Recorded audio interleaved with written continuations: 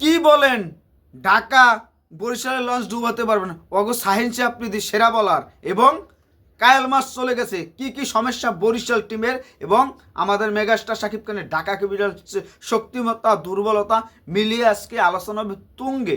এই আলোচনাটা অন্য লেভেল, অন্য উচ্চতায় চলে যাবে। আপনারা খালি দেখতে থাকেন এই আলোচনায় কি সারমর্ম আমরা দেখতে পারি।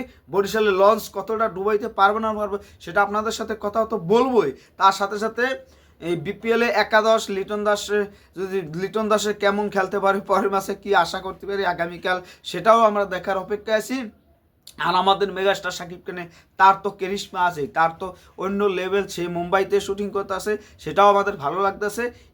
এইটা আমরা আশা করতেই পারি যে কি হবে ভবিষ্যতে, কি হবে আমরা এটার জন্য চোখ রাখতেছি। মেগাস্টার শাকিব খান সে শুটিং করতেছে, আর এদিকে আমাদের দায়িত্ব কি সেটা আমরা পালন করব, যে ঢাকাকে উজ্জীবিত করতে হবে। আর এটা ঢাকা বরিশালের লঞ্চ ডুবাতে হবে 100%। বরিশালের লঞ্চ যদি না ডোবে তাহলে তো হবে না। বরিশালে অনেক অনেক সমস্যা আছে, সেই সমস্যাগুলো তুলে ধরা হবে। কেননা বরিশালের শাহিন আফ্রিদি এবং শাহিন আফ্রিদি এবং হয়েছে যে কায়েল মাস, এই দুইজন ব্যক্তি চলে গেছে অলরেডি। এই দুইজন ব্যক্তি চলে গেছে। একটা দল থেকে যদি মেইন দুইজন প্লেয়ার চলে যায় তাহলে কি হয় দলটা? এই সুযোগটা আমরা সদ্ব্যবহার করতে হবে। আমাদের ঢাকা ক্যাপিটালসকে অন্য লেভেল, অন্য উচ্চতায় নিয়ে যেতে হবে। আশা করি আমাদের এটা আপনারা বুঝতে পারছেন যে শাহিন শাহ ওই দলের বলার, মেইন বলার সে শাহিন শাহ বানান খাও, ফাড়ান খাও, যা খাও সব খাও, কিন্তু মেইন হচ্ছে শাহিন শাহ। তারপর হচ্ছে যে কায়েল মাস প্রথম 3 ওভার পাওয়ার প্লে করে দেয়, সেই 3 ওভার কে পাবে? এই 3 ওভার কে পাবে? এই 3 ওভারটা কে পাবে? তার জন্য আমরা চাই যে এইরকমভাবে আমরা শাহিন আফ্রিদি নাই, কায়েল মাস না, এই সুবিধাটা আমরা নিতে চাই। শাকিব খানের ভক্তরা আমরা তো আছি।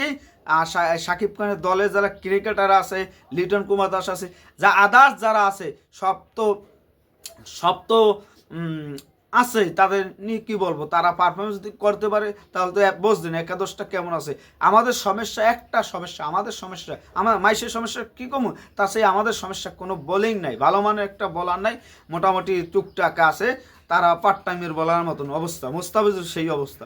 কিন্তু আমাদের মেনেছি ভালো মানে একটা বলার যদি আনতে পারে, দুইটা বলার লাগে বা একটা অলরাউন্ডার একটা বলার লাগে মেন। এইরকম যদি একজন দুইজন আনতে পারতো তাহলে আমাদের বিপিএলটা অন্য লেভেল, অন্য উচ্চতায় যাইতে পারতো। কিন্তু ফাইনালি এগুলো হইতে আসে না, দুঃখের বিষয়। এই দুঃখটা আমরা করে যাচ্ছি আমাদের বরিশালের এই যে সমস্যাটা, বরিশালে কোনো আহামারি কোনো বলার নাই। তারপরও তো বলার না থাকলেও তানভীর আছে, রিশাত আছে, তারপর আছে যে নবী চান্স পাইবে ধরো, তারপর আছে যে নবী, তারপর